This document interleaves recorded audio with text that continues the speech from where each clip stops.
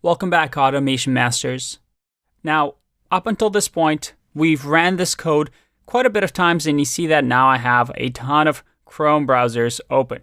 That's not good. How do we close these things? Well, quite easily, actually. All we have to do is say Chrome browser.close. Now, this close method is going to close our browsers. However, a lot of people sometimes have issues with this method because browsers are constantly being updated.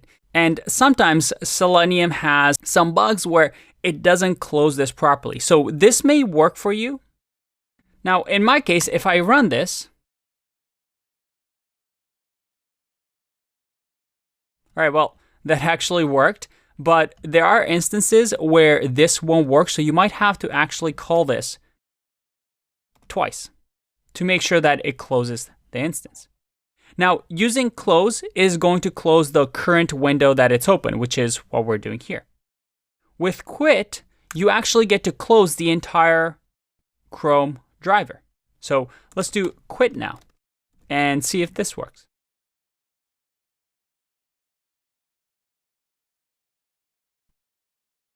All right, so that also quit the browser, but if in your code, for some reason, you're opening up the browser twice, it's going to quit all sessions.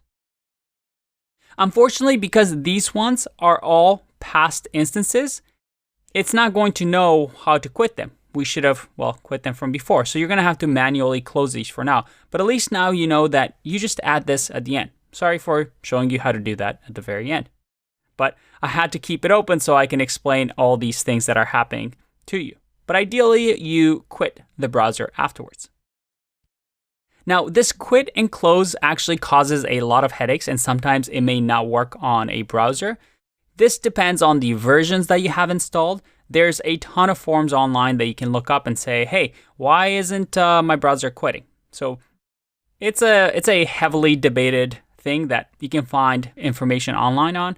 If it doesn't work for you, you might have to call this twice, or you might have to check that the version you're using is working properly. Now, some of you might be asking, this gives you a lot of power, right? Because, I can start writing bots to go through websites. Maybe I want to write a little bot that goes on every single Reddit post and upvotes it. Or maybe I click like on a Facebook page over and over and over. Maybe there's a voting contest going on, and I can just write scripts to automate people signing in, random people signing in, and upvoting, let's say, your submission. So there's many good ways to use automation and many bad ways to use automation. Maybe you want to send personal messages to your Facebook friends. Well, you can automate it and message thousands of them all at the same time using something like Selenium. But you see, websites are smarter than that.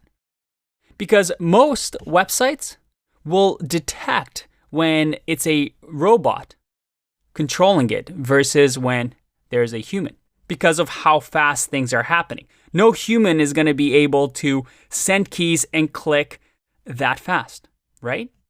So Selenium actually has thought of that.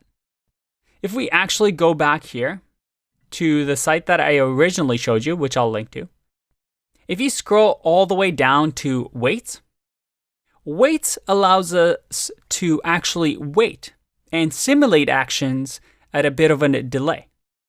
So most people that write automation scripts on websites will use something like sleep or wait to make sure that there's pauses in between actions so that, websites aren't going to say, hey, this is definitely not a human. I'm going to block their usage.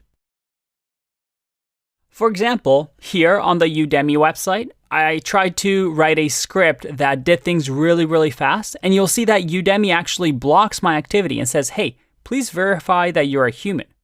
So that it says, hey, I'm detecting something that makes me believe that this isn't a human.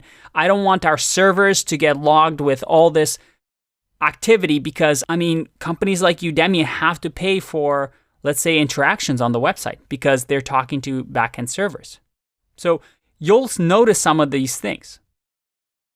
And you want to be careful with automation that you're usually testing on your own product or your company's product, and that you're not abusing the other websites and trying to, let's say, game the system.